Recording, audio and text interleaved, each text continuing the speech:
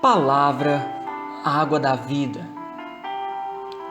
Arrependei-vos de vosso pecado. O verdadeiro arrependimento não é um ato em que você diz para Deus: me perdoa, Senhor, pois eu pequei. Você sabe que pecou, muitas vezes até pecou voluntariamente, porque ainda se encontra no estado de escravidão do pecado, descrito em Gálatas, capítulo 5, versículo 1.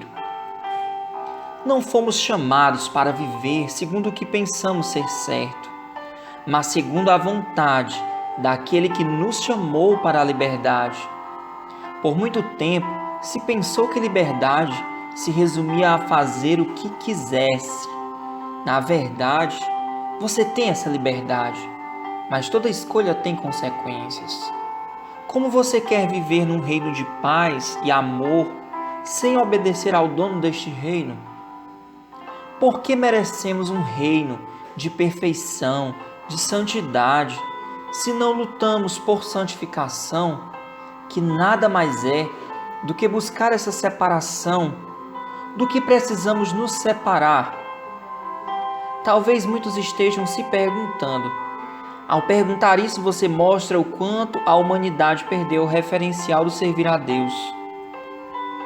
A humanidade deixou de entender qual o seu propósito e passou a viver para si mesma, ajuntando tesouros na terra, amar e ser amado por seus iguais, e esquecendo de amar a Deus, o dono de tudo isso. Aí depois de tudo isso, o que queremos? Morar com o Senhor, vivendo de qualquer jeito, sem nenhum esforço mínimo de abrir as Escrituras e conhecer mais desse Deus de amor e de justiça. Jesus falou sobre um juízo.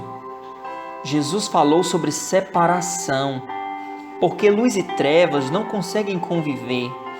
Jesus disse, na parábola do joio e do trigo, que um pai de família, representando nessa história Deus, disse aos seus servos: deixai o joio crescer com o trigo. Mas em nenhum momento disse que não faria a separação.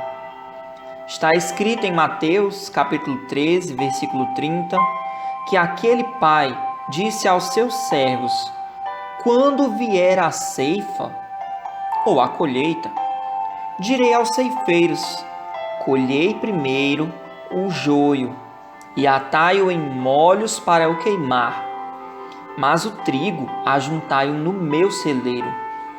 Nessa parábola, Jesus estava falando sobre o juízo para aqueles que cresceram junto de seu povo, porém nas suas atitudes não demonstra ser trigo, mas joio, mais causando discórdia e separações entre o povo de Deus do que contribuindo para o crescimento do reino. Quem você tem sido, joio ou trigo? O joio quer estar com o trigo sempre, mas ele não age como se trigo fosse. No fundo, o sentimento do joio é que na ceifa ele será colhido e será colocado ali no celeiro junto do trigo. Mas a Bíblia não nos diz isso. Porém, tem uma boa notícia para você, que após ouvir essa mensagem entendeu que é joio neste momento, que não está buscando fazer a sua parte no reino de Deus, nem contribui para possibilitar que a obra seja feita, nem ora pelos que fazem, nem faz. Do contrário, você tem não apenas negligenciado, mas impedido que o Evangelho cresça ao disseminar suas opiniões humanas em desacordo com a palavra de Deus, como se verdades fossem.